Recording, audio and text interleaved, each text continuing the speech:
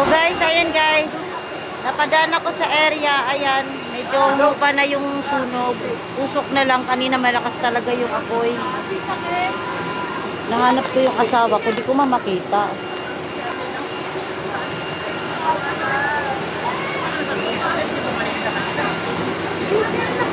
Usok na lang, kunti na lang. At yung usok na lang yung naging problema.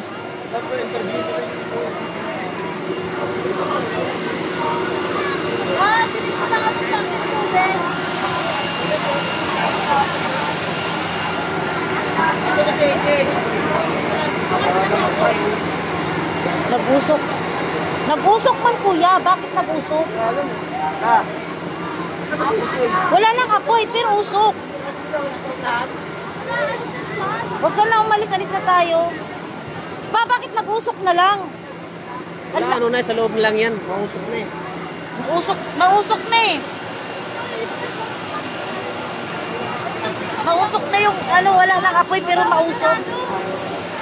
Tara dito, tayo, masusupukin tayo. Mainit. Ay, sir. Sir, bakit nausok na lang siya, sir? Siyempre po, pinapatay na po yung apoy. Nausok na lang. Okay, pero okay na po. Na-fire out na. Sige po.